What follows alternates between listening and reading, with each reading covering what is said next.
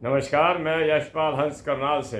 आशा है आप प्रसन्न होंगे, ईश्वर की कृपा होगी, संतानें आज्ञा में होंगी, घर में धन और ऐश्वर्य होगा, बुजुर्गों की आप सेवा कर रहे होंगे और बुजुर्गों के आशीर्वाद आपको प्राप्त हो रहे होंगे और उसी की कृपा से आप धन धान्य की ओर बढ़ रहे होंगे और आप उन्नति के मार्ग पर अग्रसर होंगे। जैसा कि मैं कोशिश करता हूँ कि पहले आपको उपचार बताए जाए। कथा हो चाहे ना हो, कहानी हो चाहे ना हो, कोई बात नहीं, उपचार होने चाहिए। क्योंकि इस समय मैं देखता हूँ और मैंने इस पर लिखा भी है कि 8 प्रकार की व्याधियाँ इस समय इस विश्व के अंदर व्याप्त हैं। किस देश में कितनी हैं ये तो वही जानते हैं, लेकिन हम अब अच्छी तरह समझ सकते हैं कि व्याधियाँ कितनी बढ़ गई हैं। आज का सबसे कठिन जीवन होकर रह गया है। किन कारणों से? अब कारण भी सुन लीजिएगा आप। किन कारणों से कठिन जीवन हुआ? जीवन क्यों कठिन हुआ? जीवन तो कभी कठिन था नहीं। पुरातन काल को आप देखिए, जिनके जीवन कठिन थे उसके पीछे वो स्वयं कारण नहीं थे, उसके पीछे कोई दूसरा कारण था। अब जैसे महाराज कृष्ण को देखते हैं कि उनका जीवन को कठिन किया तो दुर्योधन ने किया, अर्जुन के जीवन को दुखी किया तो उन्होंने किया। तो व्यक्ति एक ही होता है, वो कईयों के जीवन के अंदर व्याधियां पैदा करता है। आज व्याधियां और प्रकार की हो गई। सबसे पहली व्याधि है कलेशात्मक जीवन, के जीवन के अंदर सुख का प्राप्त न होना। कलेशात्मक कलेश कैसे होता है? घर में कलेश हो रहा है, बच्चों से कलेश हो रहा है, पड़ोस से कलेश हो रहा है, भाइयों में कलेश हो रहा है, सबसे ज़्यादा तो पति पत्नी में कलेश हो रहा है। पहला कलेशात्मक जीवन। दूसरा है अभाव युक्त जीवन, कि हर चीज़ की कमी है। धन है तो उसकी कमी है, संतानों की आज्ञा है तो संतानें आज्ञा में नहीं है, संतानों का जीवन उस स्तर पर नहीं पहुंचा जहां पहुंचाना चाहते थे, उनकी विद्या ही वहां तक नहीं पहुंच पा रही। ये आज का दुख है। घरों में झगड़े, ये तो एक रूटीन वर्क हो गया है कि घर हो और झगड़ा ना हो। थोड़ा सा दीवार पर कान लगा के देखिएगा, किसी भी घर की झांक कर देखिएगा, दीवार पे कान लगा कर देखिएगा, अंदर से झगड़ों की आवाज़ें आएंगी। इसके अतिरिक्त संतानें कष्ट में हैं, संतानों की विद्या पूरी नहीं हो रही, संतानों की पढ़ाई नहीं हो रही, और कष्ट किसको हो रहा है? माता पिता को, कि मैंने इतना कुछ खर्च किया इसके ऊपर, कहाँ कहाँ नहीं भेजा इसे पढ़ने के लिए, पर कहीं सफलता ही हाथ नहीं लगती। कईयों का तो ये भी सुनते हैं विदेशों में भी चक्कर लगाए हैं, वहाँ भी कोई काम नहीं मिला। देखिए, इसे क्या कहेंगे हम? इसे हम यही कहेंगे ना, कठिन समय है। अगर बुरा शब्द इस्तेमाल करूं तो दुर्भाग्य आ जाता है। भाग्य साथ नहीं दे रहा, किसी का तो नहीं दे रहा ना, जब संतानों का नहीं दे रहा, जब माता पिता का नहीं दे रहा, कुछ तो कष्ट है। घरों में झगड़े, संतानों में कष्ट। संतानों में जब संतानें छोटी होती हैं तो उसका कष्ट सीधा माता पिता तक पहुंचता है। भोग ही वही रहे होते हैं, क्योंकि निर्माता ही वही होते हैं। कष्ट तो हमेशा निर्माण करने वाले को होता है। ये आज के हैं। संतानों को कष्ट है लेकिन बड़े दुखी, बड़े वाले बुजुर्ग दुखी हैं। संतानें देखो, बेटे की शादी करी बड़े शौक से, बेटी की शादी करी बड़े शौक से, धन भी व्यय हुआ, जो हमारे कस्टम्स थे, जो हमारे रीति रिवाज थे, उसके मुताबिक हम चले भी सही, लेकिन आगे चल के उनका मन ही नहीं मिल रहा। वो कह रहे हैं हमारे विचार ही नहीं मिलते, हमारे विचार ही नहीं मिलते। तो क्या विचारों को मिलाने का कोई नापदंड विवाह से पहले होना चाहिए क्या? ऐसी कोई परंपरा नहीं है हमारे यहाँ आर्यवृत्त भारत के अंदर। यहाँ पर तो वो स्थिति रही, पहले स्वयंवर हुआ करते थे, स्वयंवर का चयन करना, या पिता जो कर आए पुत्री ने स्वीकार किया और ये कह दिया कि ठीक है, इस घर में डोली आई थी, बस ठीक है, अब यहीं रहेंगे, अगला शब्द मैं बोलता नहीं। प्यारे बंधुओं, संतानों का रोगग्रस्त हो जाना, मैं वास्तव में आपको ठीक कह रहा हूं, आचार्य हूं ज्योतिष का, मेरा नित्य लोगों से मिलना जुलना होता है, मैं नित्य लोगों के अपने कष्टों को तो देखा, आयु हुई, अपने कष्टों को तो देखा, और मैं देख रहा हूं कि ये परिपाटी यूं की यूं ही चली आ रही है। पहले अपने कष्टों को देखा, बड़े हुए, विवाह हुआ, संतानें हुई, थोड़ी सी बड़ी हुई, कोई ना कोई रोग लग गया।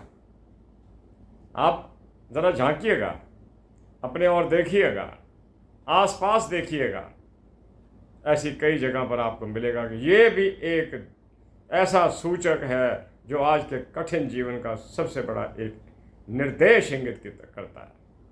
आगे बताता हूं। कई बच्चे ऐसे हैं, लड़के भी लड़कियां भी, घरों में पुत्र भी पुत्रियां भी, जिनके विवाह ही नहीं हुए। अगर कोई एक विवाह हो भी गया है तो पता लगा कि वो खंडित हो गया है। संतानें तो क्या होनी थी। अगर कोई संतान हो भी गई उस विवाह में से तो वो भी डिवाइडेड है, बेचारी संतान ही डिवाइडेड हो गई। ओह, संतान का भी बंटवारा हो गया, जब माँ ले गई या पिता ले गया। और फैसला करने वाले कौन होते हैं? बाहरी लोग होते हैं। वकील साहब फैसला करवा रहे हैं, क्या अदालत में फैसले हो रहे हैं। हमारे अपने कष्टों और फैसला दूसरे करवाएं, इससे बड़ा दुर्भाग्य और क्या होगा। हमें जाना ही क्यों पड़े वहां पर? इसका मतलब ये कि हम कहीं ना कहीं अपने सत्य की कसौटी पर खरे नहीं उतरते। जिस अग्नि के समक्ष हम फेरे लेते हैं और साक्षी मानते हैं कि दुख में सुख में तेरे साथ रहूंगी या रहूंगा, नहीं रहते। क्या जी इसने कोई शब्द कह दिया था, उस शब्द पे ही पूरा का पूरा जीवन ही बिगड़ गया कि बच्चे विभाजित हो गए। प्यारे बंधुओं, ये जीवन के कष्ट हैं, मैं इसके उपाय बताने जा रहा हूं। कर देना उपाय हैं तो ज्योतिष के उपाय कई बार लगते बहुत अच्छी तरह से हैं, सूट करते हैं। मैं एक बात आपको बता रहा था कि सबसे कष्टकारी जीवन जो झगड़ों से युक्त हो, उसका नाम सर्वाधिक कष्टकारी जीवन। और झगड़े वैसे जो मैंने अनुभव किया है अपने जीवन के अंदर, आदमी अपने सुखों का निर्माता भी खुद है, अपने दुखों का निर्माता भी खुद है। सुखों का निर्माता वो तब बनता है जब वो ईश्वर की रजा में राजी हो जाता है। जब वो ईश्वर की रजा में राजी हो जाता है, वो सुखों का स्वामी बन जाता है। जब वो ईश्वर की रजा को ठुकरा देता है और चल पड़ता है उस मार्ग पर कि नहीं, मुझे बहुत धनवान बनना है, ईश्वर कहता है नहीं, तेरा स्टेटस यहीं तक है, तू यहीं तक रह, नहीं। और वो ऐसे ऐसे मार्ग अपनाता है जिसे हम अंधी गलियां कहते हैं, द ब्लाइंड वेज, अंधे रास्तों पर चल पड़ता है जिनका कोई गंतव्य नहीं हुआ होता। और आप कभी अपने अंदर, अपने मन के अंदर, आप अपनी आत्मा के अंदर झांक के देखना कि जो कष्ट है, मैंने भी झांका था और मुझे नजर आया था कि सारे के सारे कष्टों का उत्पादक मैं खुद हूं, मैन्युफैक्चरर मैं खुद हूं। जितने भी कष्ट मेरी जिंदगी के अंदर आए, उसका निर्माता मैं खुद हूं।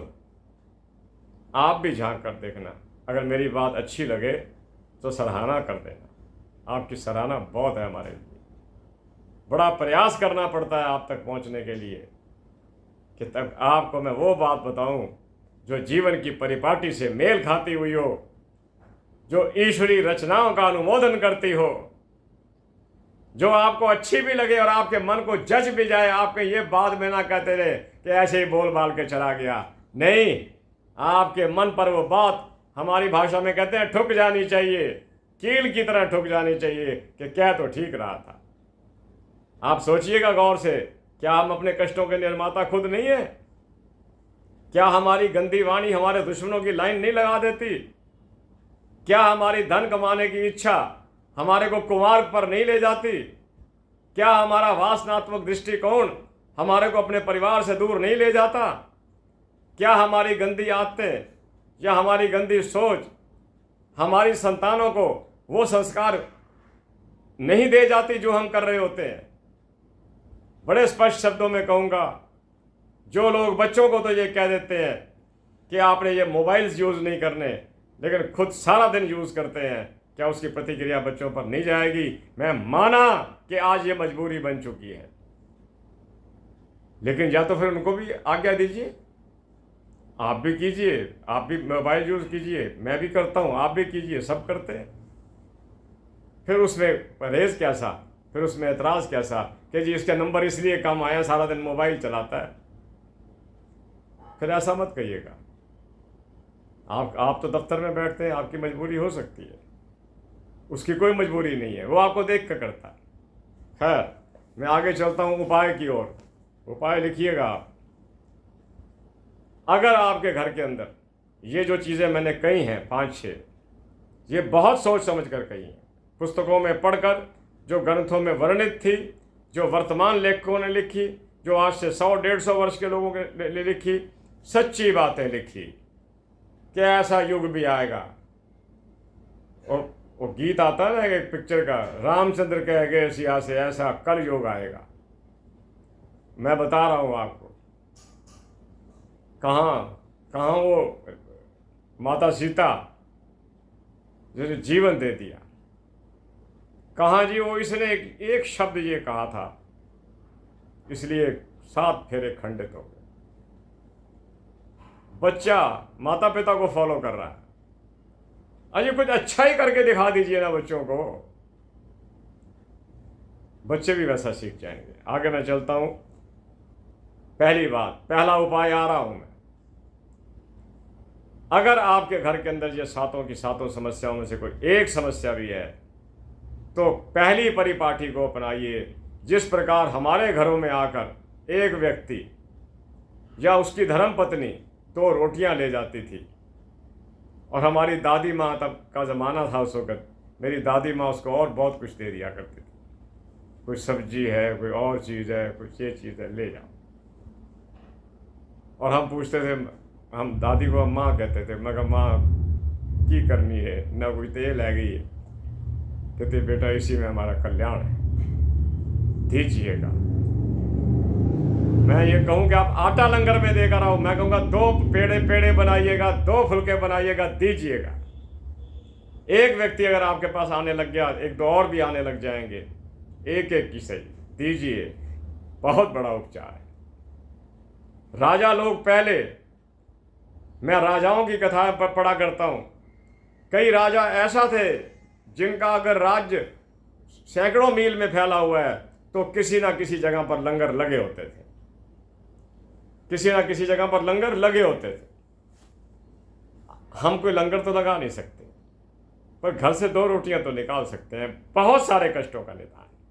अब मैं कष्ट गिनवाने बैठूँ आपको, आपकी बच्ची घर में बैठी है, बेटे की शादी टूटी पड़ी है, आपके पास पैसे की तंगी है, आपकी सेहत खराब है, ये इन सब का उपचार। फिर बोलूं, फिर गिनवाऊं। घरों में झगड़े हैं, संतानों में कष्ट है, संतान रोगी है, दुख आपको हो रहा है, ये छोटी छोटी चीजें हैं, 2 फुलके तो रोज दान कर दिया।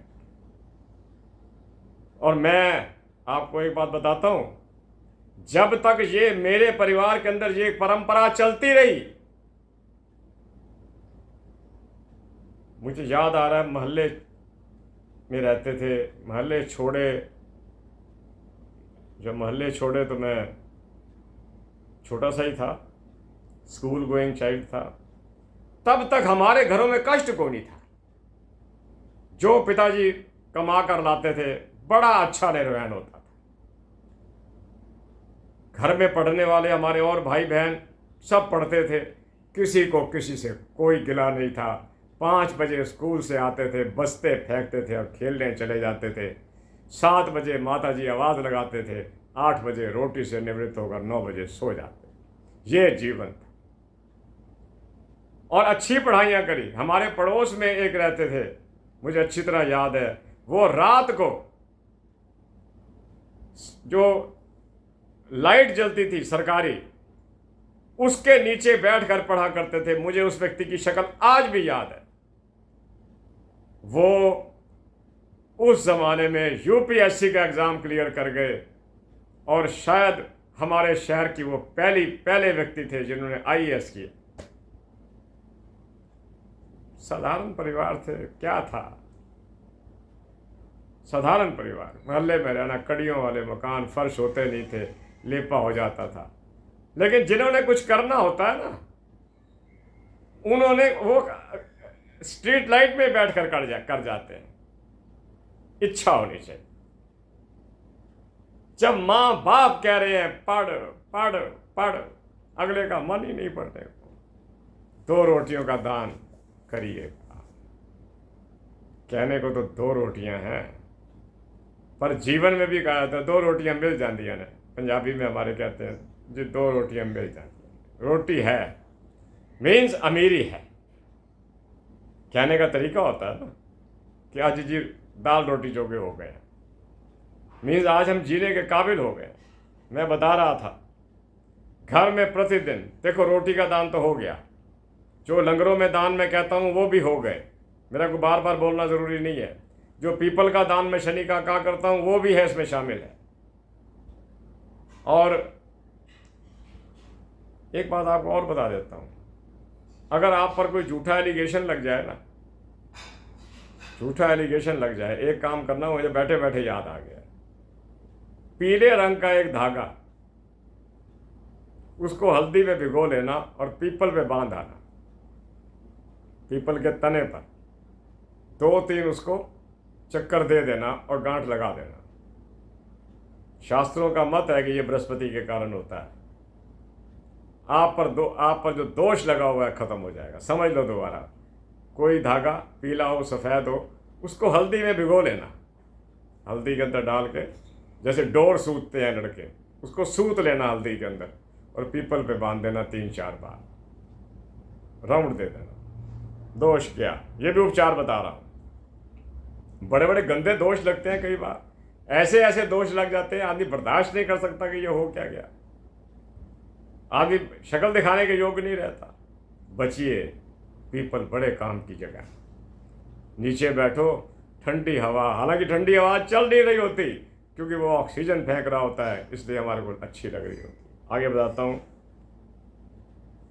बड़े लोगों के मैसेजेस आते हैं, मैं कमेंट बॉक्स में एक एक कमेंट को पढ़ता हूँ ताकि मुझे पता लगे कि हम सोच क्या रहे हैं, हमारी विचारधारा कहाँ जा रही है। बड़े लोग लिखते हैं जी मैं बड़ा आध्यात्मिक हो गया हूँ, बड़ा आध्यात्मिक हो गया। आध्यात्मिक का मतलब कुछ और है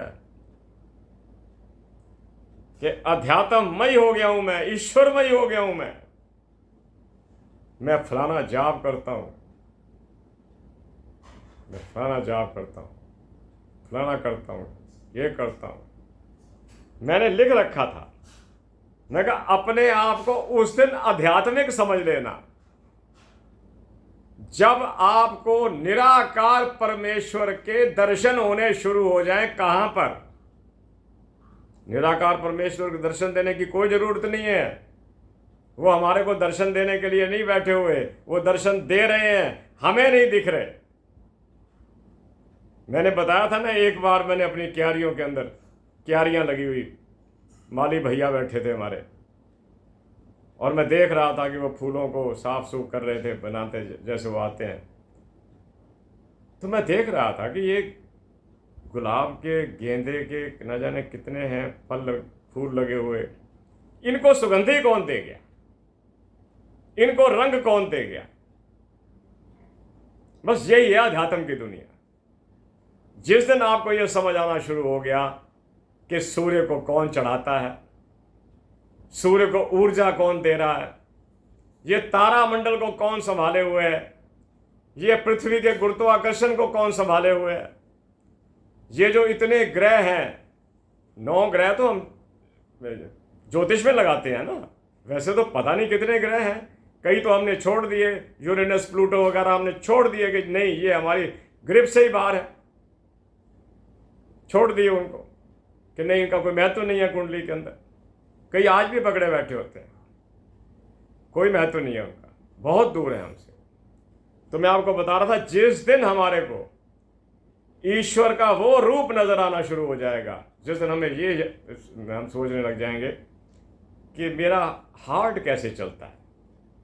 कहते हैं कि दिन में ये हजारों लीटर खून लेता है, आगे सप्लाई करता है, लेता है, आगे सप्लाई करता है, रिदम चल रहा है इसका, धक धक धक। वो चित्रकार कौन है जिसने जितने भी जीव बनाए सबको हार्ट दिया और यही सिस्टम दिया? वो है अध्यात्म के दर्शन, वो है ईश्वर के दर्शन, कि ईश्वर दर्शन दे गया। सूरज देखा सुबह, लालिमा देखी उसकी। अब मेरे ख्याल में सुबह 10-11 बजे पड़े होंगे, मैं देख रहा हूं आ रहा है ऊपर। अभी दोपहर को ये 46-45 तक पहुंचेगा। कौन दे रहा है ऐसे शक्ति? वो कौन है? जिस दिन हमें ये पता लगेगा, हम उस दिन आध्यात्मिक होते चले जाएंगे। जिस दिन हमें ये पता चल जाएगा कि हम बच्चे थे, बड़े हुए, जवान हुए, विवाहित हुए और बूढ़े हो गए, ये कौन कर रहा है? और युवा अवस्था में सबकी समस्या एक जैसी होती है।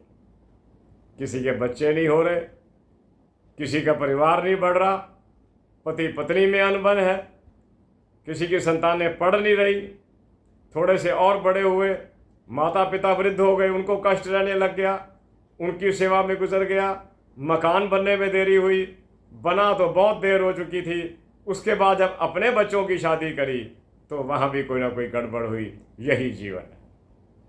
और अगर आप इस जीवन के अंदर उस आध्यात्मिक परम पिता का भाना मानकर स्वीकार कर लोगे, आपको कष्ट लगेंगे भी कम, होंगे भी कम।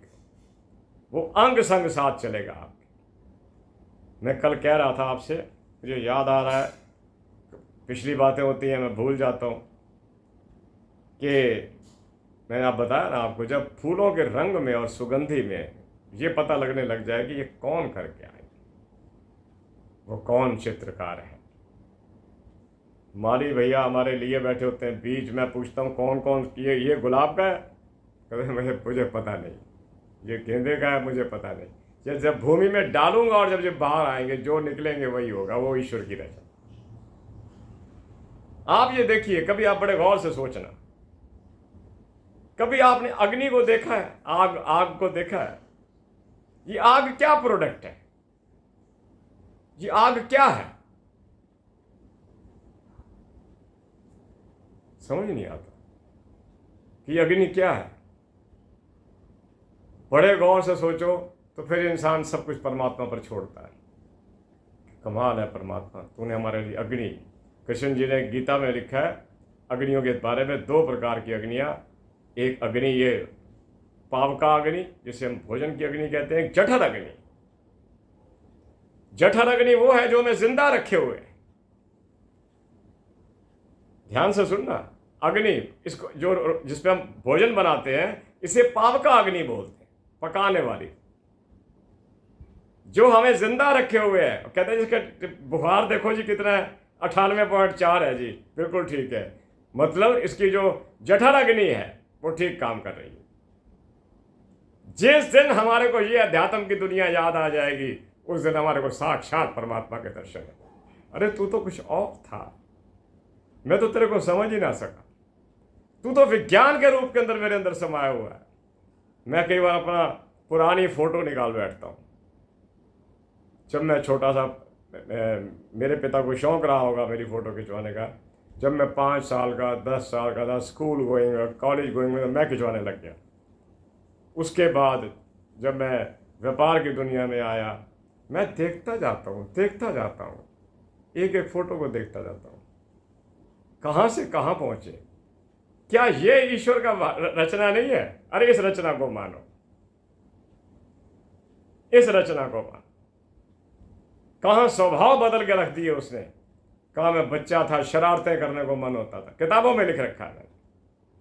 कोई ना कोई नया कांड करके आते थे, आज लोगों को मना करते हैं कोई कांड ना कर देना, परिणाम भयानक आएंगे। मेरे प्यारे बंधुओं, बहुत सारी बातें तो मैं आपसे वैसे कर गया, 24 मिनट मैंने आपके लगा दिया। ओह, और आपको उपचार बता दिए थोड़े से। उपचार सुन लीजिए। 2 रोटियों का दान रोज़ कीजिए।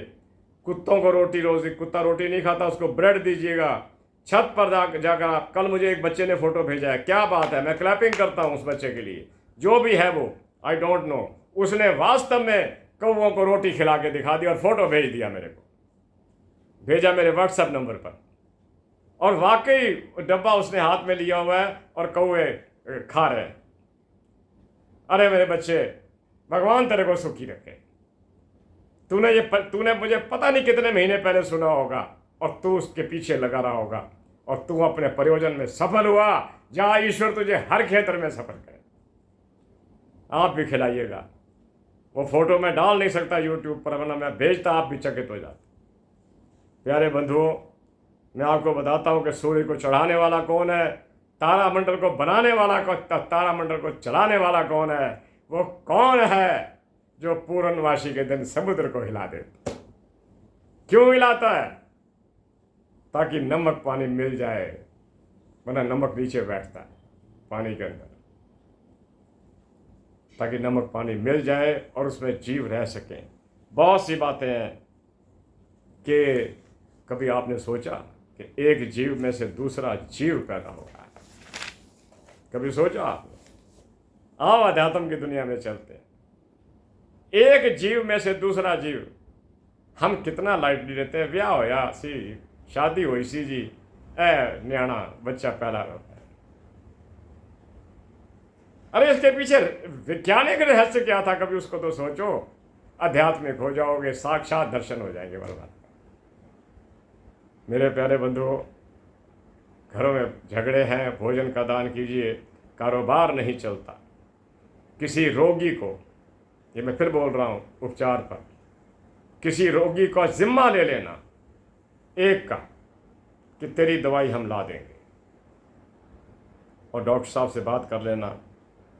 पिता पुत्र और सास बहू में अगर झगड़े चल रहे हैं तो किसी अनाथ को अडॉप्ट का मतलब उसको घर मत ले आना, उसके खर्चा वगैरह देना।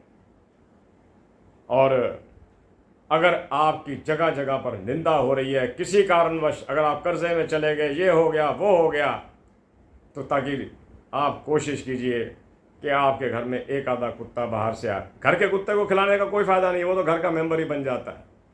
बाहर का कोई कुत्ता जो भूखा मर रहा हो, उसको एक ब्रेड दूध में डाल के दे दिया करो। मेरे प्यारे बंधुओं, आज्ञा चाहता हूँ, काफ़ी समय ले लिया आज आपका। हालांकि आज मन था कि आज थोड़ी बात करूँगा, लेकिन आज बात ज़्यादा हो गई। तो मैं आपको बताता हूँ कि कभी भी बुज़ुर्गों को नाराज़ ना करना, बृहस्पति को नाराज़ ना करना। इसका कारण, बुज़ुर्गों की नाराज़गी, बुज़ुर्ग कहते तो कुछ नहीं, मैं भी कोई बच्चा नहीं हूँ, बुज़ुर्ग हूँ। देखो ऐसे है कि मैं ये कहूँ कि हमारे साथ बच्चे गलत बातें नहीं कर जाते हैं, लेकिन एक तो हमारी उम्र का तकाजा हमें खामोश रहने की आदत डाल देता है कि ये गलतियाँ हम भी तो करते थे किसी ज़माने में। अल्पज्यों वाली बातें कर देनी, ऐसे छोड़ो, फिर भी मेरे बच्चे हैं, मैं क्या बद्दुआएं दूँ, और देना भी मत, कभी मत देना, कभी मत देना। मैं आपको इस पर एक कहानी सुनाऊंगा, मैं तो रो पड़ूंगा और मैं कोशिश करूंगा कि आपके आंसू अश्रुपूरित ना हो, आपकी आंखों से आंसू ना आए। और मैं बता रहा हूँ, कभी पीले जूते मत पहनना। उपचार बता रहा हूँ, पीला जूता बृहस्पति के पास चला जाता है। कभी भी बृहस्पति को चरणों में न रखना। आपके घर में कारपेट किसी भी कलर के हों, दरियाँ किसी भी कलर की हों, पीली नहीं होनी चाहिए। और पीली चीज़ों का दान अवश्य करते रहना, ये बृहस्पति के लिए। काफ़ी समय हो गया। इसी के साथ करनाल से मैं यशपाल हंस आपसे आज्ञा चाहता हूँ और ईश्वर से प्रार्थना करता हूँ कि आपको सुखी रखे। मैंने जो बातें कही हैं ये मैंने शास्त्रों से ली थी, मेरा कोई अपना मत नहीं है और ना ही मेरा अपना मत कभी होगा, क्योंकि हमारे शास्त्रों में इतना कुछ लिखा हुआ है कि मेरे जैसे अल्पज्ञ को कुछ लिखने की ज़रूरत ही नहीं। हम ऐसे बैठ जाएं जी ये कर लो, नहीं, बहुत कुछ लिखा, सब भरा पड़ा, उसी को पढ़िएगा, कल्याण होगा। इसी के साथ जय जगत, जय भारत, नमस्ते, नमस्कार। आप सुखी रहें, ईश्वर की कृपा हो, माँ सरस्वती आपको मेधा और प्रज्ञा बुद्धि दे। नमस्ते, पुनः नमस्कार।